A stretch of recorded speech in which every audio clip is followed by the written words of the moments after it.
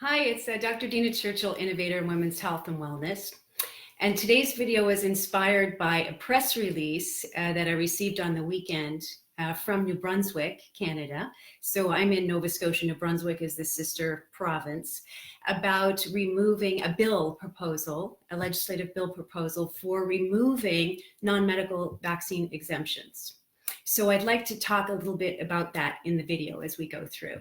But first, I just want to say a shout out to all the people who have supported me, through the recent events. So if you're unfamiliar, you can scroll down the page and see the media titles. But basically, I've been reprimanded for speaking about the dangers of vaccines in order to pay a $100,000 fine to the body that was investigating me. So what this has taught me is that I can't really do my service in a regulated healthcare practitioner and do it justice. So it just means now that I have to speak louder and I have to speak more clearly and bring this problem of capping voices and silencing voices to the forefront. So that is my purpose and my passion, and now even in presenting this video. So what does it mean to So again, just a shout out to everyone who has been supportive in this journey, because it truly has been quite an emotional ride. So again, thank you. Now, what does removing non-medical exemptions mean? So you right now have the ability to opt out of mandatory vaccines. You might not think you do because it's sold to us as this is, mandated. But right now, legally, you can. So I'm going to give you my example. When my boys were young, they're 21 and 18 right now, I researched all that I could because I wanted to make the best health decision for my family. So I gathered up all the information and books. I went into my medical doctor and I said, look, this is all that I've read about vaccines. And if I believe what I've read in these research studies, I don't want to vaccinate. It looks like it's too dangerous. There's no safety studies. And I said, could you read this information and really tear it apart?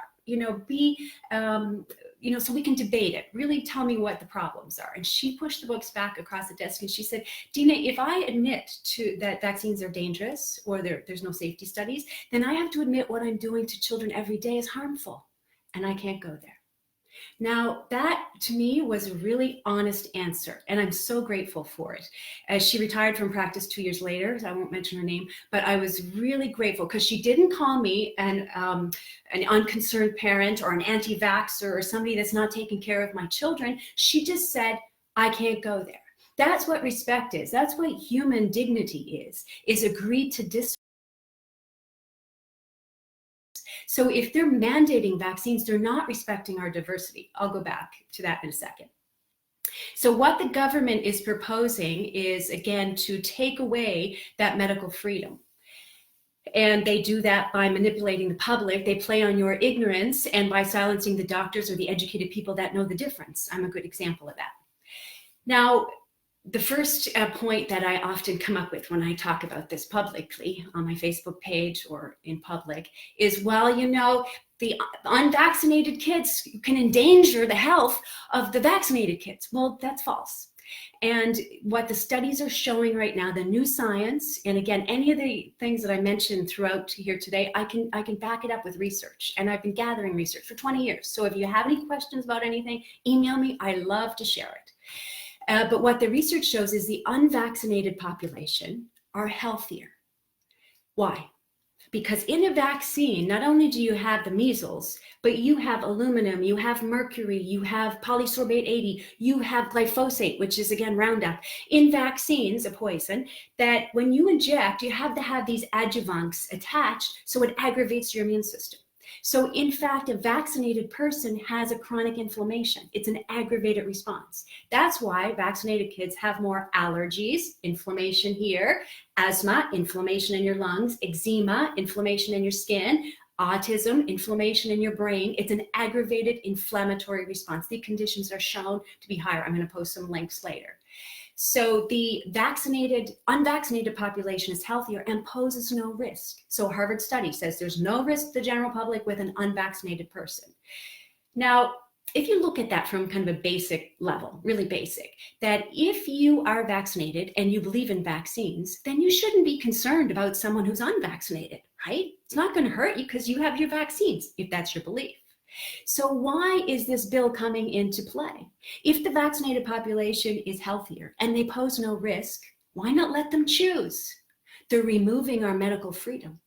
So you see, if you look at those 2 points, there's no risk to the public, unvaccinated are healthier. It looks like this Bill 39 that they're trying to put through in New Brunswick, Canada, could be motivated by, well, fed by ignorance, not knowing, and then really motivated by politics, power, money, instead of public health. So the research is there to show really that an educated parent would want to assess these possibilities. Who do we have here? Anyone? Thank you for sticking for us. Thanks, Joshua. Thank you guys for being here. If you have any questions or comments as we go along, I'll check periodically. For those who might be watching later, because I'll post this to YouTube, this is a live Facebook presentation, and I will post the links. My personal page, Dena Churchill. My professional page right now is down, Dr. Dena Churchill, Innovator of Women's Health and Wellness.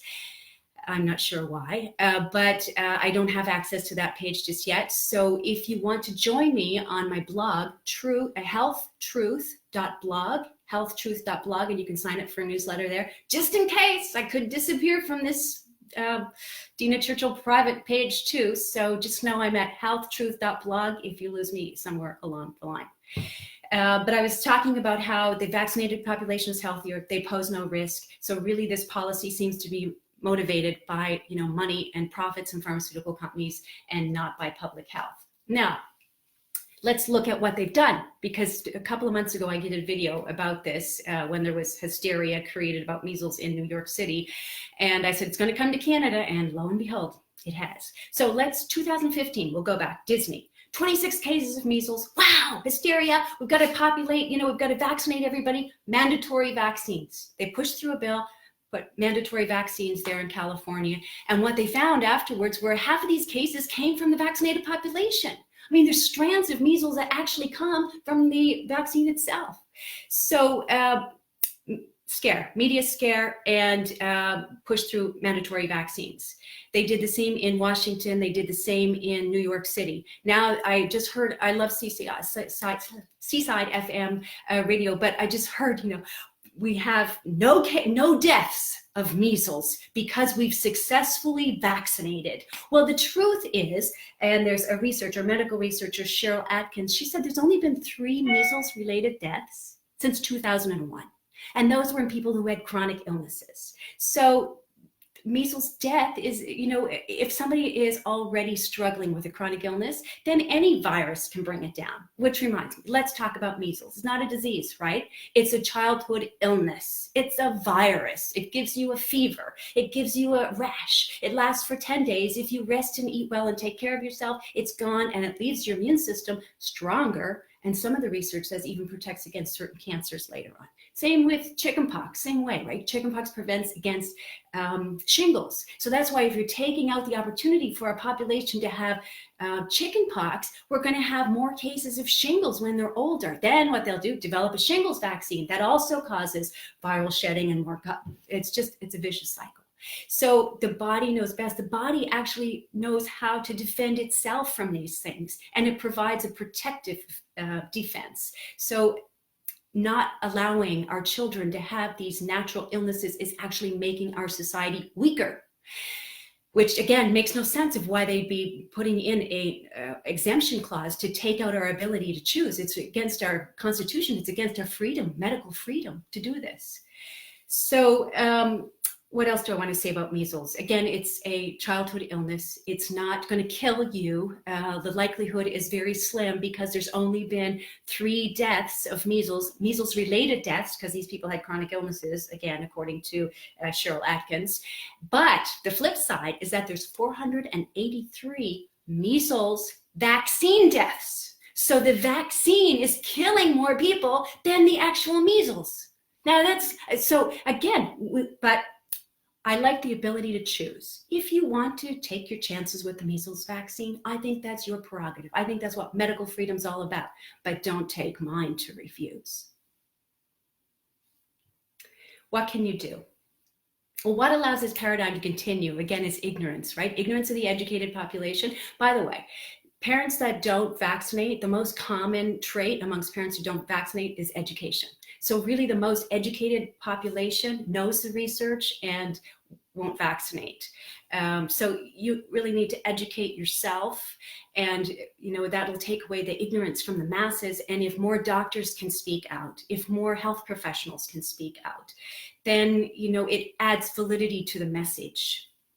Although I did speak with that would be the Minister of Education in New Brunswick this morning via Facebook message, Dominic Carty. And he suggested I was a little hostile, I think is the word he used, in my presentation, because I was asking him for safety studies. Right now, there's no double-blind, placebo-controlled safety studies for any of the vaccines. So I'm asking this of our health minister federally, provincially, the Prime Minister, Justin Trudeau, I've sent letters to, because if there's health studies, they should be available, right? And I'm sure Dominic Carty, Minister of Education, will want to educate the public, because it's not about being anti-vax. I don't know why they post that. And it's just to pit us against each other. It's not about anti or non-anti. It's really about being vaccine informed.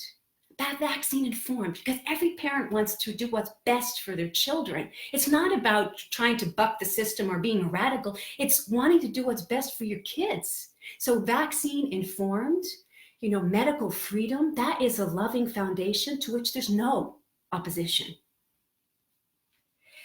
What else do I want to say? So you educate yourself, and then you have to educate the policymakers, right? Because Mr. Carty, I don't think he knew the research, and I'm waiting to hear back. Maybe he has a safety study, but I'm looking forward to communicating with him further. If he can provide a safety study, I'm happy to read it. So again, like I said, if you have safety studies or you have information that you want to share, please include it here. The problem is that our there's a greater censorship now in vaccines. So Facebook, Google has now been bought out by a pharmaceutical company. So Google is now a vaccine company, as is the CDC, Center of Disease Control and Prevention, and the World Health Organization. So we have to kind of look far and wide to get independent, non-biased research. So instead of using Google as a search engine, there's a new one. You're going to love this. It's called DuckDuckGo. Like the kids game Duck Duck Goose, but DuckDuckGo. So it's a non-biased way of searching for information. So a Facebook friend had told me about this, and I checked it out with a few people this morning. So DuckDuckGo if you're looking. And again, I want to suggest Highwire, Del Bigtree. Just going to do a shout out because I love this guy. Watch his show every week. I've learned so much information. So the Highwire, and I should mention that I'm going to be interviewed, and I'm so grateful for that because I've been such a fan for such a long time. And this week I'm going to be interviewed on the Highwire. I think our taping is Wednesday. I think the show is Thursday. And also a shout out to Erin at Health Nut News, so healthnutnews.com, because Erin was right on this right away. As soon as I had sort of the first media stuff came out, she featured my situation, and she's just a warrior for health. And she works like 130 hours a week, and she's just kind of putting out the truth for you. So again, that's a resource and a website you should sign up for. Del Bigtree has a program called ICAN, which again is supporting vaccine research. So that's where you should be checking out good health information. Also, Robert F. Kennedy Jr., who's an environmental lawyer who's researching the dangers of vaccines and the heavy metals and what they're doing to kids.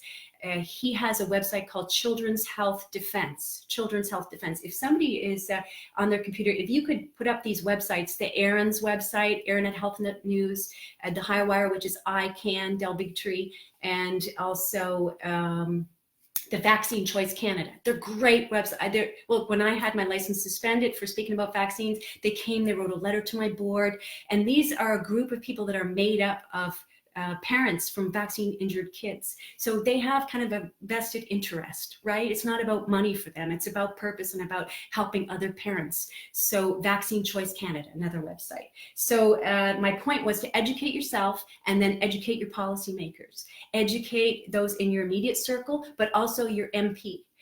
Your health minister, your minister of education, your schools. So again, 20 years ago, there wasn't many people not vaccinating. So I had to write a proposal to get my kids into daycare. And then when I went to school, I had to go and talk to the public health nurse. And I had to have a contingency plan. This is what I'll do. If they get tetanus, which again is an infection that can be treated with antibiotics, by the way, and good wound healing can help prevent it, just like with cellulitis. We're not even sure if the vaccine's effective in tetanus, so if you can just have kind of a contingency plan, if this disease happens, this is what I've done for my kids, they can see that you're informed, that you've at least kind of done the research and the legwork. So you can gather the resources yourself, share it with your group, whether it's your schools, your teachers, your medical doctor, and then, agree to disagree. Right?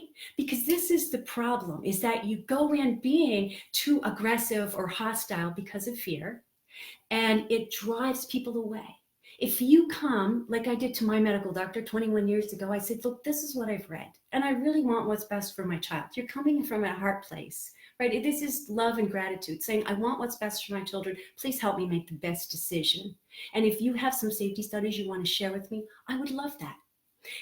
Be open to someone else's opinion, but then respect it.